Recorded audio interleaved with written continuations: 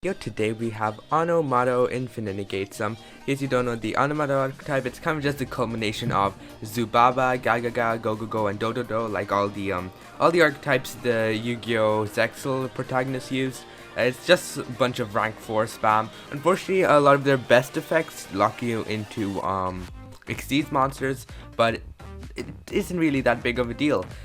There's a new combo where as long as you're able to get any 3 level 4 monsters on the field, you have infinite negates, and we are going to be doing it with raid raptors. Plus the raid raptor cards aren't even that big bricks because most of them are just generic Exceeds extenders, which is just stupid.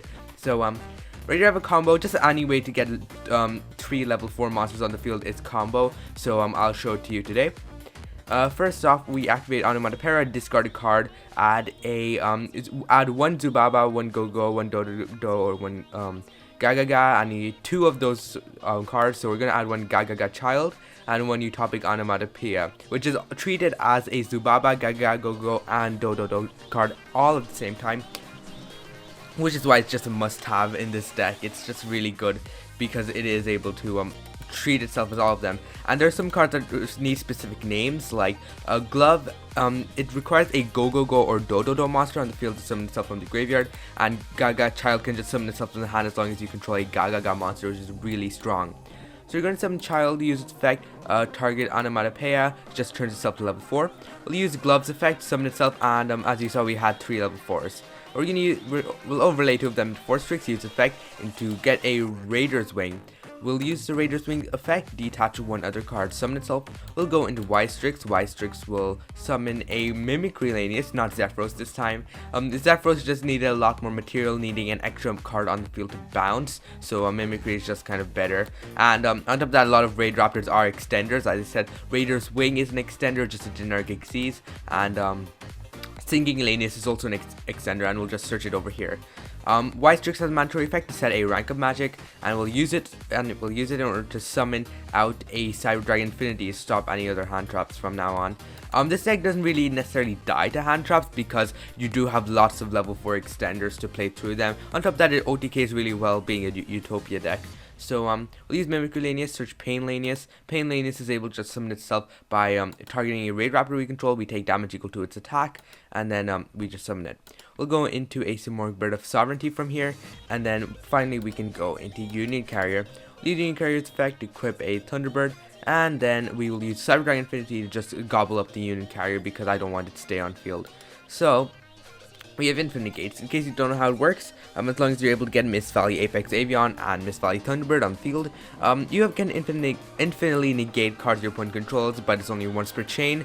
Our Cyber Dragon Infinity helps a lot with that, since it is able to just detach a card and negate an extra card, which is super good. On top of that, it absorbs cards your opponent controls during their turn, another really strong trait of it. So Avian reads, when your opponent activates card effect, you bounce back a Mist Valley card you control to negate it. And Thunderbird reads that when it's bounced from the hand to the field, you can summon it again. So since Thunderbird will always be on the field for you to bounce back with Avian, you can infinitely negate your opponent's card.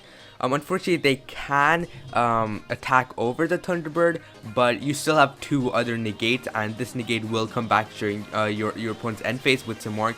So even if they do set 4 and pass, you can still just summon back Avian, which is super strong. And still, having a mandatory 3 negates and a battle phase skip, and they cannot use trigger effects. So if a card on normal summon has an effect, they can't use it. So they can't use the effect of Overraptor, Ecclesia, any of that, they just can't, which just makes it a lot stronger. So that is kind of the combo tutorial. Any 3 level 4 monsters just turns into this, and I guess I'll show the deck profile now. Right here we have the deck. It is not really refined. I would just like it to be a bit more refined and a bit better, you know. But this is kind of what I've been going for. My deck build, I have almost no experience in this archetype, so do excuse me if I have some bad choices. So starting off, triple Zubababancho Gagaga code. If you control a Zubaba or Gagaga, you can summon it straight from your hand. And since this card treats itself as a Zubaba and Gagaga at the same time, This is just another really good card to have. Next we run the double Gogogo Gigas. This one is able to summon itself if you summon a Gogogo from your if you special summon a Gogogo monster. So if you're summoning something like an Onomatopoeia or a Gogogo glove, you can trigger its effect. Its main purpose is to send to the graveyard of like cards like Foolish Burial and the discard for Onomatopoeia. So just two of that for now. Triple Gogogo glove. Glove is another super strong card, being able to just special summon summon a Zubaba or a Gagaga from your hand, which is super strong. So you can summon the Onomatopoeia, and in some cases, if you don't have Onomatopoeia, you can even summon Gagaga code, which doesn't come up a lot, but it's still just a really good effect to have. So triple of our glove. 2 Gagaga child. Its main purpose is to be in conjunction with Gagaga code and utopic Onomatopoeia, just because it's able to summon itself and turn itself into level 4 if you control one of them.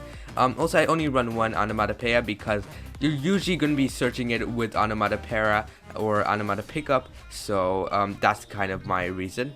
Triple Hat Trigger. I'm choosing to run Hat Trigger over something like Madoshi Petting Successor because I'm running hand traps, but Hat Trigger is also just able to summon itself from your hand if you control 2 or more monsters, and you don't have to control it. Even your opponent can control 2 or more monsters, which just makes it a lot more deadly. Finally, for level 4 extenders, triple the Phantom Knight Shade Brigandine, another free extender. Just summon it if you control no traps in your graveyard, which you almost always have none. Next, for our kind of Wing Beast engine, Apex Avian Thunderbird, of course, for instant negates.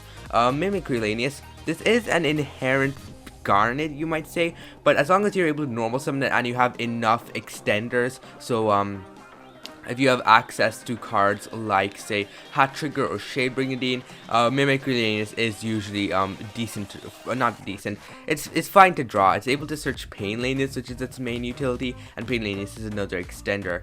Singing Lanius can summon itself if you control a face-up Exceeds monster, which is another it's just really strong. Double Raider's Wing. Raider's Wing, it's able to just summon itself from your hand or graveyard, so you can send it to the graveyard of Foolish Burial 2 if you want to, and it also gives an Exceeds monster that uses it as material, protection from targeted effects, which is pretty decent, so I opt to run 2 of it. The one Pain Lanius is able, as I said, able to summon itself from the hand and turn itself to level 4, kind of similar to Gaga Child, but this is just really good. Next, we have the triple Onomatopoeia. This is your main searcher. It can search any 2 of your cards, which is really strong, being able to search 2. And you have a card that can search this too, which Onomatopoeia, which is just really insane. A card that searches the searcher. You can also send cards from your hand to the graveyard. So if you have cards like Mimicry Lanius in your hand, or you have a Gogogo Gigas, it can help in that too, which is super strong. The one Rhoda can search either an Onomatopoeia or Zubababancho Gagaga code. Utopic Onomatopoeia is just so searchable, and you only really run it as a name. It doesn't have any effect on its own, so that's another reason I just run one of it. The Foolish Burial, you can send a Gigas or a Mimicry, which is super cool. Well, usually not the Mimicry, but you can send Raider's Wing too, which is pretty nice. The one Monster Reborn. Monster Reborn is super cool since it is able to just revive anything you want, and that is usually going to be its main purpose.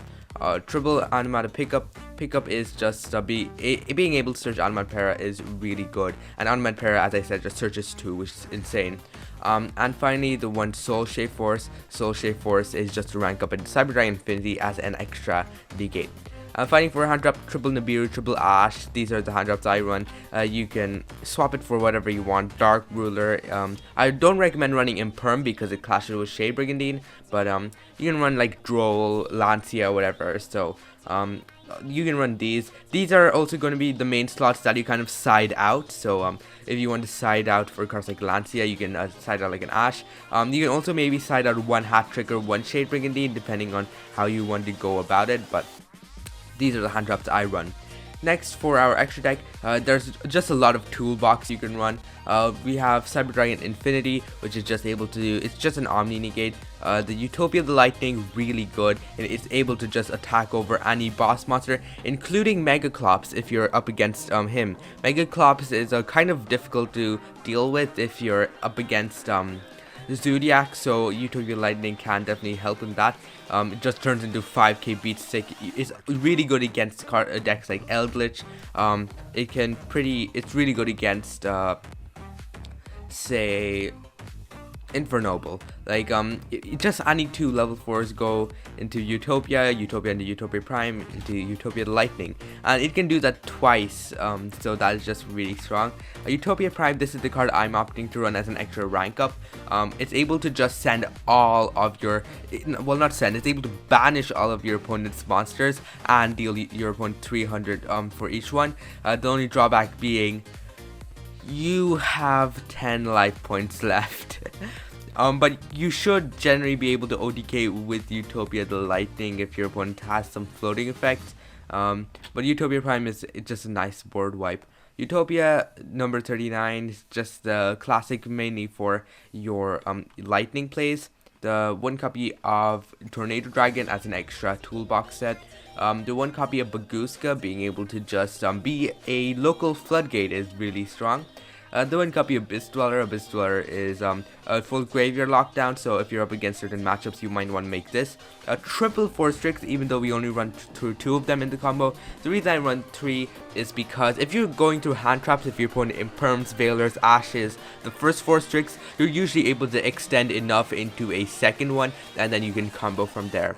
The 1 copy of Avermax, the reason I run this is if you're able to get 2 extra monsters on the field, you're able to go into an IP Masquerade and that turns into an Avermax, and Avermax protects your Thunderbird from being attacked over, which is super strong. 1 copy of Symbolic Bird of Sovereignty to summon Avian, 1 copy of Y-Strix in order to summon a level 4 wing base, usually it's going to be Mimicry Lanius, 1 copy of Union Carrier to get Thunderbird on the field, and finally the 1 copy of IP Masquerade to go into Avermax as I stated earlier. So this is kind of the deck. It might not be as optimized as it can be because I don't really have too much experience in this archetype specifically. So if you have any improvements, do just comment them down below. And that is the video. Before leaving, don't forget to like, subscribe, and hit that notification bell as it really does help the channel. And I will see you next time. Goodbye.